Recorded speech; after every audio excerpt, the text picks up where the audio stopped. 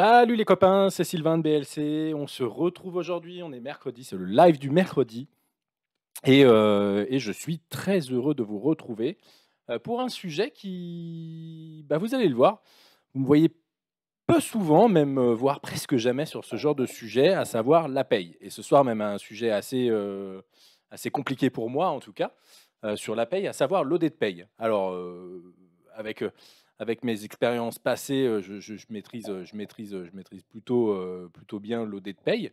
Mais voilà, c'est vrai que vous avez finalement peu eu l'occasion de me voir sur ce genre de sujet. J'attaque plutôt la finance, je suis plus à l'aise, le CRM également, tout ce qui va être un peu les nouveaux outils de Sage, SBCP, SRC, ACS, voilà, je me promène plutôt bien dans ces sujets et un peu moins dans la paye. Mais c'est vrai que, voilà, chez BLC, tout change, hein, il y a que les cons qui changent pas d'avis, comme on dit.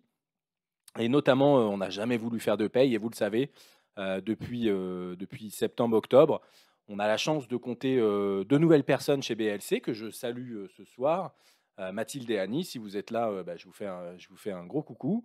Et voilà, donc 2 personnes qui nous ont rejoints et pour démarrer une nouvelle aventure chez BLC, une belle aventure, notamment la constitution d'un pôle paye et d'une nouvelle offre paye autour de la paye donc chez BLC et autour d'un logiciel auquel on croit beaucoup, SBCP. Donc c'est pour ça, je me suis dit, bah tiens, je vais essayer un petit peu de causer sur des sujets que je peux plus ou moins maîtriser. Donc j'allais pas vous montrer le logiciel SBCP. Rassurez-vous ce soir, je ne vais pas vous montrer n'importe quoi.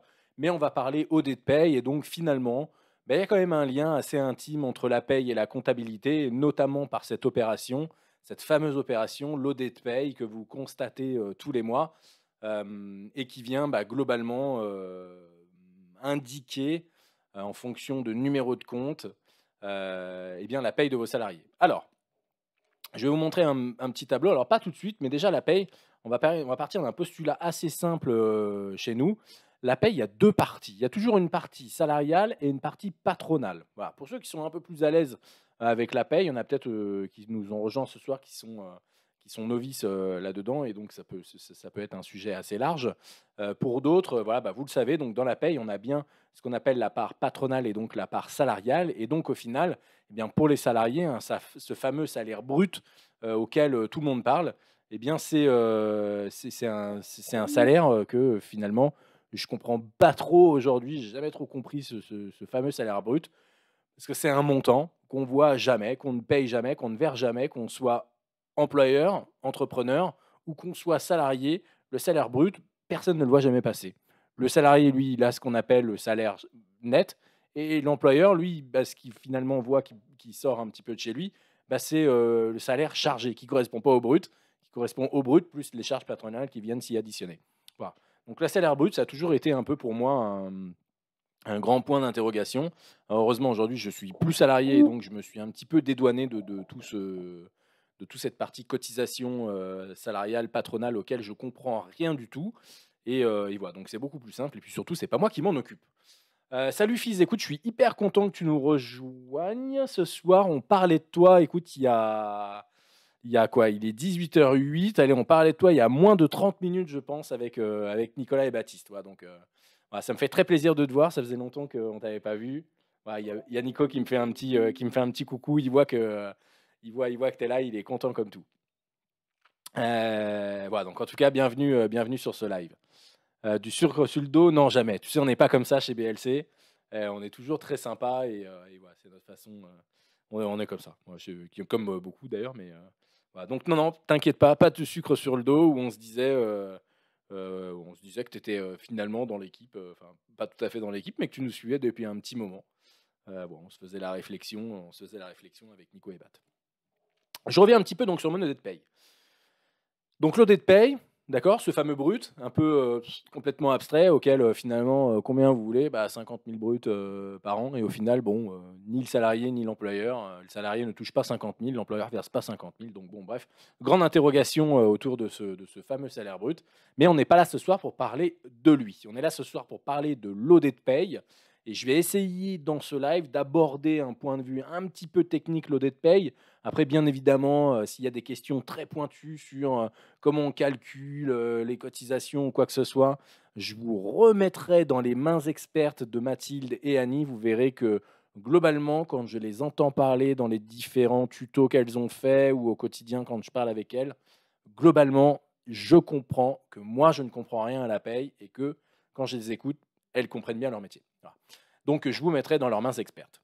Maintenant, moi, je vais essayer de faire un petit peu cette passe entre ce logiciel de paye, qui est maîtrisé par certaines personnes dans une entreprise, hein, ce qu'on appelle généralement les gestionnaires de paye, et ce logiciel de comptabilité. Et le pont entre les deux, bah, c'est cette fameuse OD de paye qui va venir se déverser d'un logiciel à un autre. Et donc, bah, on va essayer dans un premier temps de comprendre cette OD de paye, comment elle est construite. Et dans un second temps, bah, je vais essayer de vous aider à paramétrer les deux, trois petits tips que je pense un petit peu viables pour paramétrer une OD de paye dans Setch Compta. J'aurais pu le faire également dans SBCC. Ouais, globalement, c'est un peu partout pareil, hein, que vous soyez dans Set, sur Cegid, sur EBP, sur tous les outils que vous voulez, peu importe, s'en fout. L'OD de paye reste une OD de paye et concrètement, elle est toujours générée de la même façon. Donc, je vais vous partager mon écran. Voilà, j'ai un joli petit tableau Excel, vous le voyez. J'ai repris une OD de paye que j'ai pu retrouver. Et sur cette feuille 1 ici, je vais la renommer. Donc, ici, ça va être ma part salariale. OK. Et sur ma feuille 2, on va retrouver ici la part patronale et on va pouvoir voir ensemble eh bien, que les écritures de la part patronale et de la part salariale n'ont rien à voir. D'accord. On va également pouvoir s'apercevoir que ces écritures-là ne sont pas équilibrées non plus. Enfin, en tout cas, la part salariale n'est pas l'équivalente de la part patronale. Alors, parce que les taux de cotisation ne sont pas les mêmes, évidemment, et ainsi de suite, et ainsi de suite. Mais bon, on va essayer de la comprendre. Voilà. En tout cas, dans les numéros de compte, ce qu'il faut bien comprendre, c'est que dans une même OD, bah, comme toute finalement écriture comptable, on va retrouver à la fois des comptes de bilan et des comptes d'exploitation. Donc les comptes de bilan, on va déjà les recroiser ici dans notre part salariale, qui sont ici marqués par des 42 et des 43. Alors les 42 concrètement, 421, 425, ça va être l'argent que vous allez devoir à vos salariés, d'accord. C'est le montant que vous allez leur verser, donc ce fameux salaire net, hein, OK, celui-là tout le monde le connaît bien, hein, c'est celui que vous avez en bas de votre bulletin, chaque mois, pour ceux qui sont salariés. Et puis, d'ailleurs, pour ceux qui ne le sont pas, bah, c'est ce qui vous reste à la fin quand vous avez fini de payer vos charges, hein. C'est ce fameux salaire net. Et puis, bah, vous allez retrouver ici, bah, la partie effectivement des charges, mais qui correspondent uniquement aux charges salariales, d'accord? Donc, on va retrouver, bah, notamment, la partie, salaire, hein, donc ça, pour l'entreprise, la rémunération, du transport ici. Alors, on ne parle pas de charges URSSAF ou quoi que ce soit, hein, on va essayer de charger, en fait, le compte de résultat de l'entreprise. Donc ici, on voit qu'on a des salaires, donc un coût salarial, globalement, c'est la masse salariale, comme on appelle ça dans une entreprise. On a un peu de remboursement de transport. Alors vous savez, je crois que c'est viable que à Paris. Alors je ne sais pas si c'est le cas, je ne sais pas si c'est le cas exactement, mais à Paris, en tout cas, voilà, on doit prendre, l'employeur, je crois, hein, si je dis des bêtises, n'hésitez pas à me corriger, mais est obligé de prendre au moins 50 des titres de transport de ses salariés. Alors bon, pour une raison encore une fois pas trop évidente, on n'explique pas pourquoi on rembourse le train et globalement le bus, et pas la voiture et pas le vélo, voilà, pas ces choses-là. Bon, why not? Il y a encore, je pense, une petite interrogation à ce niveau-là. Je vous ai dit, hein, je suis pas quelqu'un de la paye, hein, donc je me pose parfois des questions qui n'en sont peut-être pas pour certains d'entre vous. Voilà, mais voilà, donc en tout cas, on prend des remboursements de transport, donc tout ce qui va être, la fameuse, carte, je me souviens même pas comment on dit là, une carte, à l'époque, moi, c'était carte orange, mais bon, voilà, j'ai l'impression d'avoir 200 ans quand je dis ça. Si, le vélo aussi, Mathilde, merci. Oh là là, heureusement que tu es là. Le vélo, OK. Donc, je sais pas comment on fait pour le vélo, donc, c'est quoi? Il faut faire une déclaration de kilomètres, quelque chose comme ça? Ou ouais, certainement, il doit certainement y avoir quelque chose à faire. Mais voilà, donc en tout cas, on a ici notre ligne transport et on va avoir ici des maintiens IJSS, prévoyance. Bon, voilà, ça, c'est plus si la maladie. Je vais pas trop rentrer dans le détail là, je vais laisser ma petite Mathilde, qu'il va, y avoir. Il y a aussi les frais kilométriques de rembourser. Voilà là là là là là. L'État ne peut pas rembourser sur les voitures sur lesquelles il taxe de plus en plus. Ouais, c'est vrai, mais bon, mais c'est quand même un peu, con parce que finalement, alors Mathilde, tu me corriges, il y a que à Paris qu'on prend en compte les frais de transport, ou il y a d'autres, métropoles comme ça qui sont concernées? Parce que, pour le coup, tout le monde ne travaille pas à Paris et donc je pense qu'il y a beaucoup de gens qui prennent leur voiture en France et ou d'ailleurs les transports en commun, et qui sont peut-être pas, bah, remboursés. Enfin bon, bref, question, comme ça un peu ouverte. Tu me réponds quand tu as le temps. Non, partout en France. OK, je suis vraiment une burne en paye. Ah là là, Grégouze, salut Grégouze. On peut pas rembourser les kilomètres sur circuit. Bah, ça dépend où tu bosses. Si jamais tu es pilote de Formule 1, moi, en tout cas, demain, si jamais tu as un truc comme ça, il y a pas de problème, D'ailleurs, pour ceux qui ont une petite ambition, j'ai un petit projet sur ouvrir un garage et tout ça. On pourra en reparler ensemble si vous voulez. S'il y a des gens qui sont chauds un peu dans le truc, ça va. Chez BLC, bah non, il y a pas de circuit par contre chez BLC. Voilà, le seul circuit qu'on fait, nous, c'est le circuit des.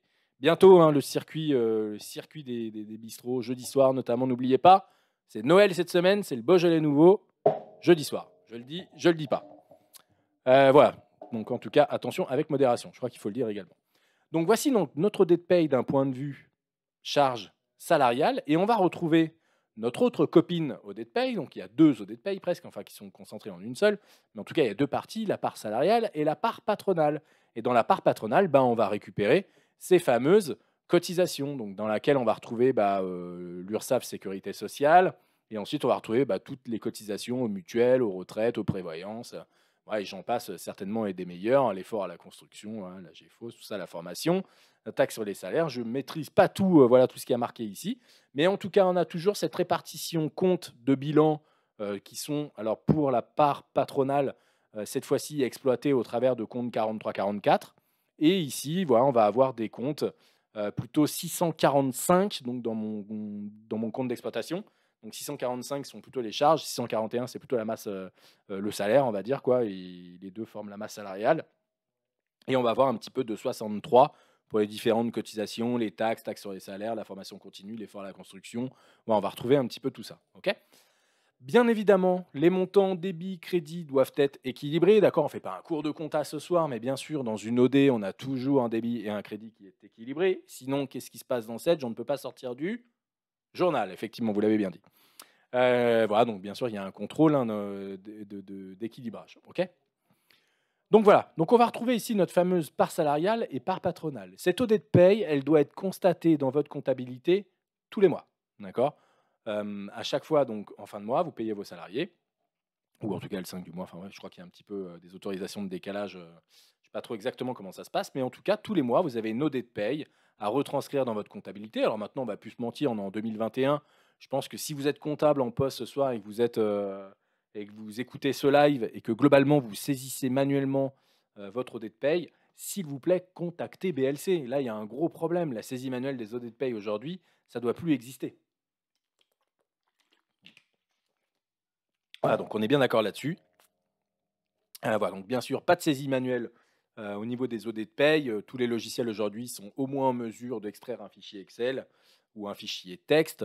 Et tous les logiciels de comptabilité sont au moins capables d'intégrer un fichier Excel et un fichier texte. Bien sûr, l'idée optimale, c'est d'avoir une paye et une comptabilité qui soient reliées l'un à l'autre. Donc vous n'ayez pas grand-chose à faire pour que l'OD de paye, elle se déverse d'un logiciel à un autre. Alors justement, on parle logiciel.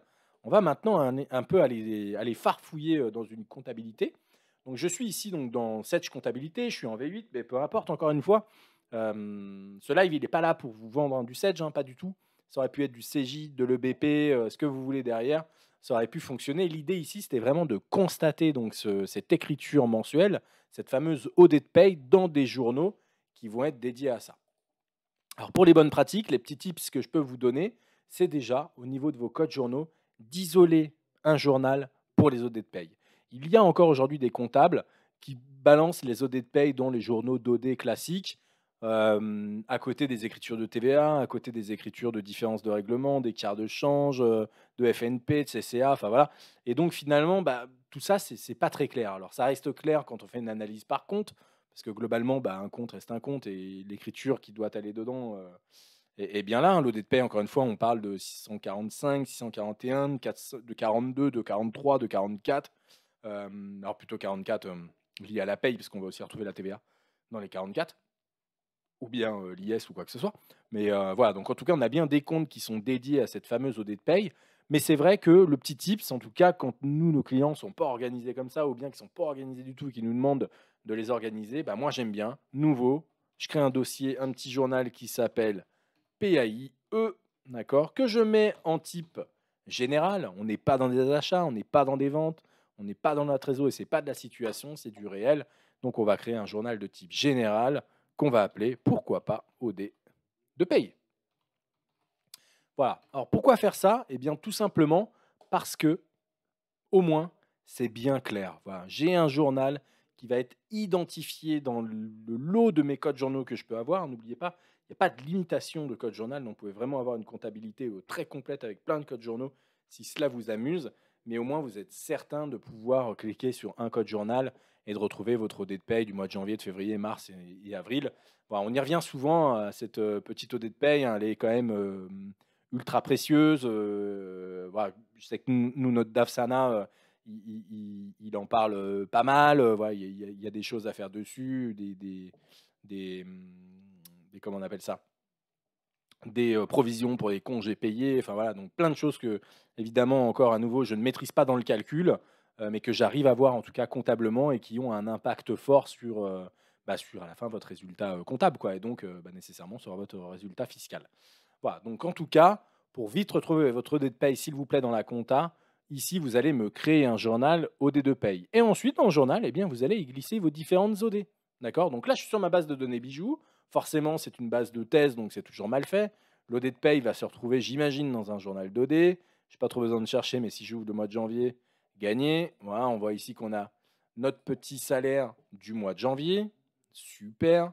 Donc là, ce que je vais faire, c'est que je vais récupérer cette écriture-là et je vais la balancer dans mon journal que je viens de créer qui s'appelle Paye. Hop là. Hop, hop. Allez, on balance les écritures d'un journal à un autre.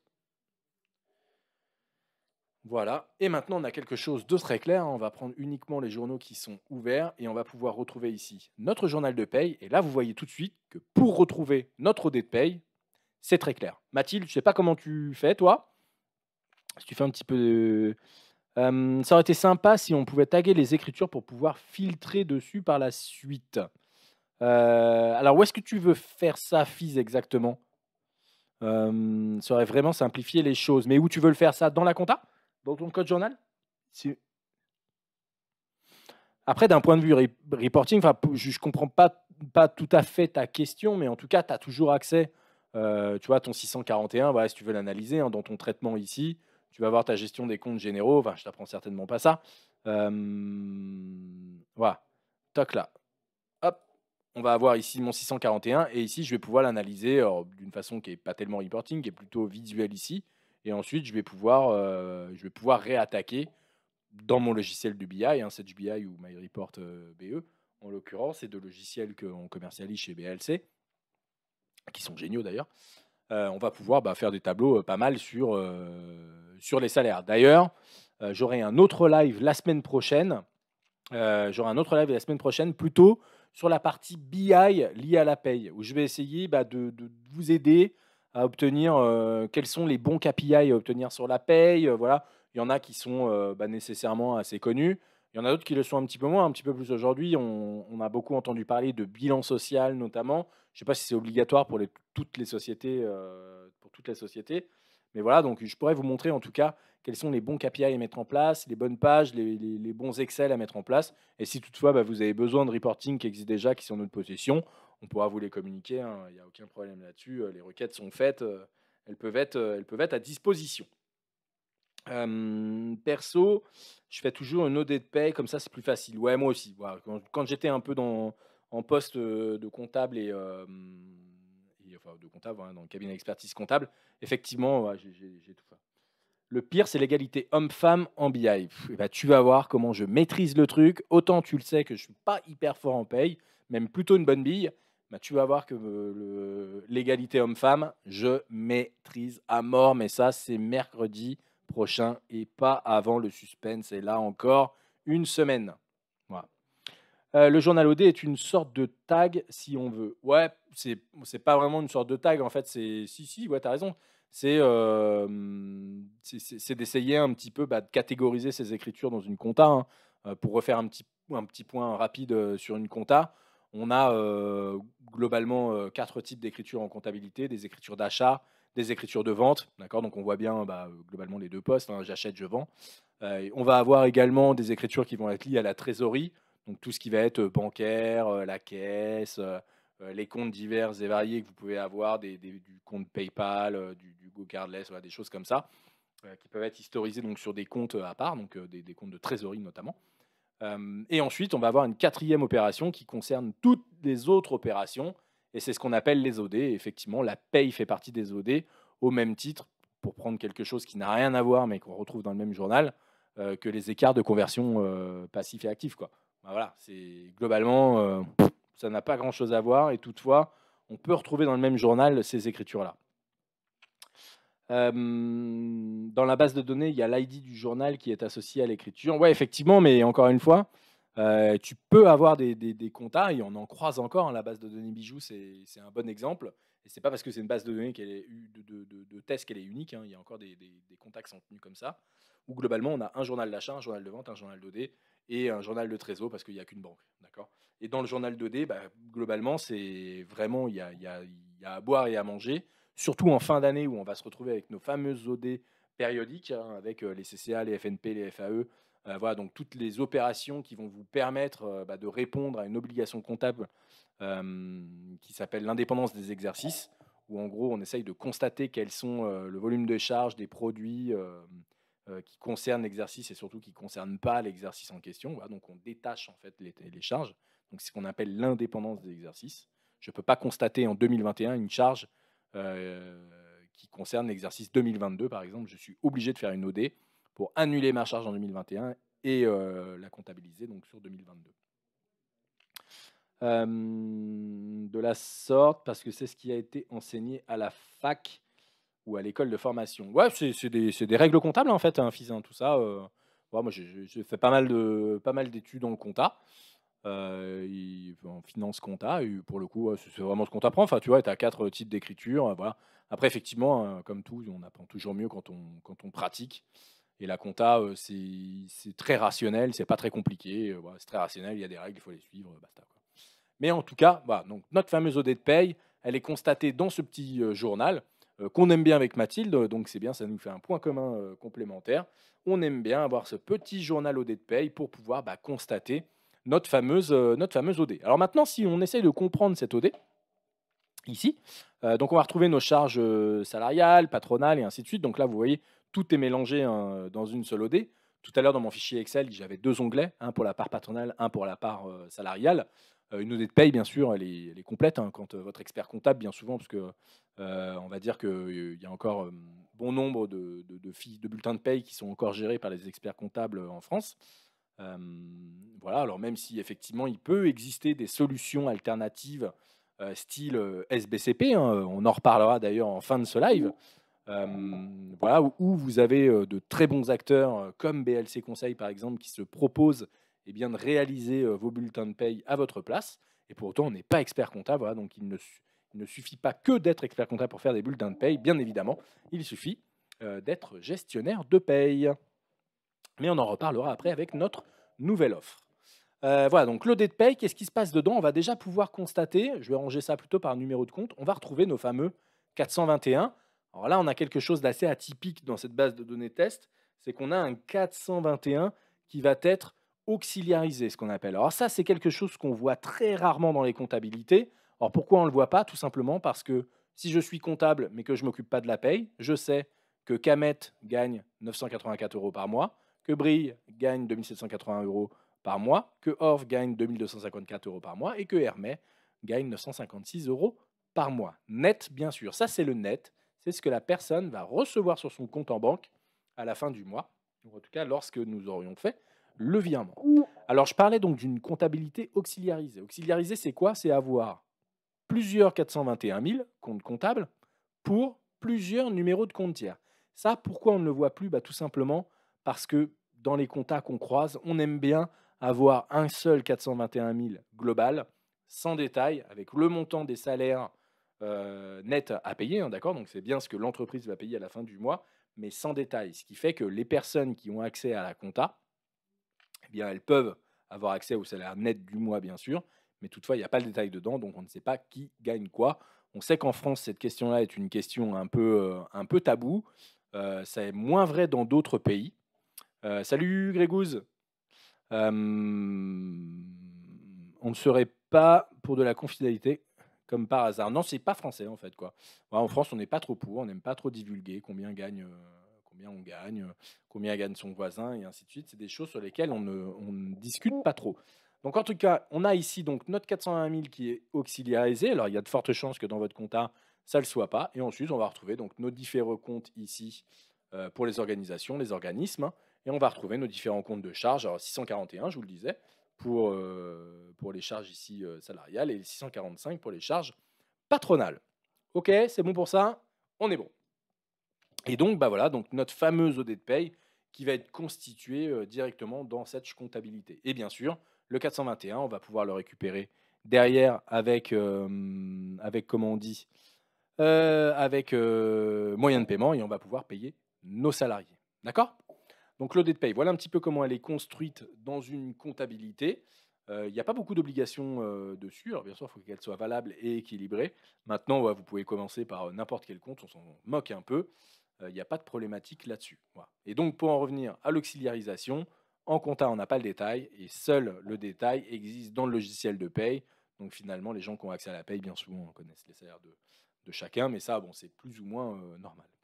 OK? Donc c'était un petit peu tout sur l'OD de paye, là, ce qu'on voulait voir aujourd'hui. Maintenant, voilà, j'insiste, on est en 2021, l'OD de paye, elle ne peut pas être manuelle. En tout cas, si vous saisissez manuellement votre OD de paye en comptabilité, c'est que concrètement, il y a un problème, soit entre vous, votre expert comptable, soit un problème entre les logiciels que vous utilisez. On peut toujours faire un export d'un logiciel de paye pour pouvoir importer une OD de paye en comptabilité. Alors, il y a quelques règles à respecter, hein. Bien sûr, ici, on n'a pas parlé d'analytique, on n'a pas parlé de tout ça. C'est souvent des grosses questions d'ailleurs au sujet de la paye qui sont parfois assez complexes à mettre en place. Mais toutefois, voilà, c'est toujours possible, bien évidemment, de transférer dans Sedge comme dans les autres logiciels des OD de paye en comptabilité de façon automatique. Et si toutefois ce n'est pas le cas et que vous nous écoutez ce soir dans ce live, merci de nous faire un petit coucou et on s'occupera correctement de votre cas pour que vous puissiez globalement pouvoir injecter votre OD de paye et donc gagner du temps et surtout gagner en sérénité, on va dire, dans votre comptabilisation. OK? Donc, je vous en parlais tout à l'heure. BLC, on s'est lancé dans la paye, donc il n'y a pas très longtemps. Mathilde est présente là, Annie aussi peut-être. Donc, on a deux gestionnaires de paye avec nous, Annie et Mathilde, voilà, pour lesquels, globalement, on vend un service où l'on va faire les payes à votre place. Alors, pour cela, on a créé sur le site de BLC Conseil que je vous propose. Alors, hop, ça ne va pas être celui-là, pardon. Hop là, nouvelle fenêtre. Voilà. On a créé donc sur notre super site BLC Conseil un accès direct pour le logiciel SBCP, où concrètement on vous explique ce que fait ce logiciel, avec bien sûr une démo du logiciel qui a été faite par Mathilde. Vous pouvez la retrouver ici et vous verrez en écoutant cette démo et vous verrez également, on ira après dans les tutos paye, mais vous verrez dans les tutos paye que globalement, si vous leur confiez votre paye, vous verrez que ça ne pourra être que bien géré. Et bien sûr, donc, on propose plusieurs offres, à savoir au nombre de 3. Une offre essentielle, standard, sérénité. Essentielle, globalement, vous avez un logiciel de paye pour faire vos payes et vous avez du support, voilà, qui va être assuré par notre équipe. Standard, support contrôle plus DSN, voilà, avec un coût par salarié par mois. Et sérénité, vous ne vous occupez plus de rien, vous nous laissez la gestion de votre paye, on s'occupe de ça. On s'occupe de la génération de vos bulletins et le tout pour seulement 19,99 € par mois. Voilà. Bien sûr, vous pouvez retrouver sur le site également des tutos liés à SBCP. Donc ici dans les catégories toutes, on va pouvoir retrouver Sedge, voilà, Sedge SBCP, la Pay Cloud. OK, super. Et on va retrouver ici, voilà, les 3 premiers tutos, bien évidemment, hein, c'est tout nouveau chez nous, le pôle paye. Donc, on n'a pas encore inondé la toile de nos tutos SBCP, mais concrètement, c'est en cours. Voilà, donc, eh bien, comment faire l'embauche d'un salarié, la sortie d'un salarié, la saisie des éléments dans SBCP. Vous retrouverez tout ici et vous verrez la qualité et les compétences d'Annie et Mathilde qui sont mises en avant dans ces vidéos. Et globalement, vous verrez, vous ne pourrez que leur faire confiance suite à cela. Voilà, j'espère que de nouveaux arrivent cette semaine. Et ben super, super, super, super. De nouveaux arrivent cette semaine. Ouais, 2 nouveaux tutos, effectivement. 2 tutos toutes les semaines, hein. C'est le timing, les filles, hein, qu'on s'est fixé. Plein de tutos effectivement, donc 2 tutos par semaine, comme ça vous fait un petit peu de contenu tout le temps. Alors pour être au courant d'ailleurs des tutos qui apparaissent, vous pouvez nous rejoindre, je vais prendre un tuto au hasard, sur notre Discord, où vous êtes alertés à chaque fois qu'il y a un nouvel élément qui arrive sur le site. Voilà, donc bien sûr, vous pouvez rejoindre notre superbe communauté Discord où on discute toute la journée les uns avec les autres, plein d'astuces, de l'entraide. Voilà, donc toujours essayer de s'entraider, hein. C'est un peu c'est notre leitmotiv. Donc voilà, on a créé cette petite chaîne ici pour que vous puissiez être comme chez vous, poser les questions comme chez vous, comme si vous aviez votre partenaire Sedge à votre disposition. C'est vraiment le but de cette petite chaîne. Voilà, j'espère que l'OD de paye, c'était plus ou moins clair pour vous. Voilà, alors pour moi, c'est clair en compta. Ça l'est moins. Je ne sais pas trop comment on arrive à générer ça depuis la paye. Mais voilà, Annie et Mathilde vous l'expliqueront. Voilà, j'espère en tout cas que vous avez pu comprendre cette fameuse OD de paye qui va nous servir de lien finalement entre le logiciel de paye, SBCP en l'occurrence, j'en parlais il n'y a pas très longtemps, et votre logiciel de comptabilité, en l'occurrence 700 comptabilité V8 que vous avez devant les yeux, la dernière version voilà, qui est vraiment pas mal aboutie, une belle version de compta. Dans SBCP, plus que simplement, oui, surtout si on prend l'option Serenity, en fait, puisque vous générez tout et même, j'imagine, vous envoyez l'OD de paye directement à vos clients au bon format qui va bien pour qu'ils puissent l'importer dans leur logiciel de compta. Voilà, donc en tout cas, la promesse est là, hein, la promesse de la paye, la promesse de faire les payes à votre place, de bien les faire aussi, hein, ça c'est vraiment très important et c'est l'essentiel. Voilà, et donc pour que vous puissiez les retrouver en automatique, j'insiste encore une fois, je dis souvent, on est en 2021, on arrête de faire les choses à la main. On est bientôt en 2022, donc concrètement, on s'y applique. Voilà, donc en tout cas, ce petit trait d'union entre le logiciel de compta et la paye s'appelle l'OD de paye. L'OD de paye, j'ai essayé de vous la présenter ce soir. Si toutefois c'est pas clair, vous pouvez revenir vers nous. Donc si j'ai pas été clair, ça sera quelqu'un d'autre qui reviendra vers vous, en l'occurrence Annie Mathilde. Et si toutefois vous avez un petit commentaire à faire, n'hésitez pas, ça sera en bas de cette vidéo. Voilà, je pense que c'est fini pour moi. J'ai plus grand chose à dire sur cette OD finalement, c'est assez simple. Voilà, les bonnes pratiques, hein, c'est quoi? C'est un journal bien identifié pour pouvoir retrouver rapidement vos payes. Utiliser pareil des bonnes racines de compte. Voilà, essayer de. Ouais, ici un compte pour l'URSSAF, on a un compte ici pour les retraites et les prévoyances non cadres. On va retrouver la même chose pour les cadres, les cotisations ACEDIC, la prévoyance, les mutuelles. Voilà, on essaye vraiment d'avoir un plan comptable bien détaillé pour que ça soit clair finalement dans l'analyse pour vous. Donc ça, c'était plutôt pour les comptes d'exploitation. Pour les comptes de bilan, on va retrouver la même chose, hein. Un compte pour l'URSSAF, un compte pour les retraites prévoyance non cadres, pareil pour les cadres, les cotisations ACEDIC, idem mutuelle, prévoyance et ainsi de suite. Et pareil, le petit conseil, les 421 au compta, on évite d'auxiliariser ces comptes 421 000 parce que globalement, toute personne qui aura accès à votre comptabilité aura accès au salaire des uns des autres. Si toutefois ça ne vous gêne pas, tant mieux. Et si toutefois c'est quelque chose que vous ne voulez pas voir, on peut directement effectivement avoir un 421 000 centralisé dans lequel on a le montant des salaires nets mensuels, mais sans détail bien sûr. Le détail doit rester dans le logiciel maître, c'est-à-dire la paye. Et effectivement, fils, tu as raison, en 2021, les avions volent tout seuls. Arrêtons de faire nos payes à la main. Et on pourrait mettre ça comme phrase d'accroche sur le site, ça serait assez marrant. On en reparlera, écoute, on aura l'occasion de reparler, je pense, tous ensemble, fils notamment. Voilà, avec Nico Bat. On parlait de toi, il n'y a pas très longtemps. Ok tout le monde, écoutez, je vous laisse tranquille pour la paye. Et donc, la semaine prochaine, mercredi prochain, on abordera la paye sous un autre aspect, notamment sous l'aspect reporting. À nouveau, j'ose pas rentrer dans le logiciel. Je vous fais grâce de ça. Je suis pas très bon dans le logiciel de paye. Donc, je parle de ce que je connais, notamment le reporting. Vous verrez, la semaine prochaine, ça va être magique, magnifique. On verra à la fois du reporting sur Excel, d'accord, parce que je parle souvent du web, mais il y a encore quand même beaucoup d'Excel. Donc, reporting sous Excel, Sedge BI, MyReport BE. On essaiera d'attaquer un petit peu les deux. Quels sont les tableaux qu'on peut mettre en place, les requêtes à mettre en place, les petits points d'attention à avoir. Et aussi, bien sûr, on va quand même parler du web. On parlera du web avec MyReport BE, mais pas que. Souvenez-vous, il y a Connect également qui arrive sur le marché, qui est la paye web de Sedge BI. et qui a une forte proposition, je trouve, en tout cas une forte promesse, une belle promesse. Donc voilà, on suit de près ce logiciel, même si aujourd'hui il est clairement pas à la hauteur de MyReport BE.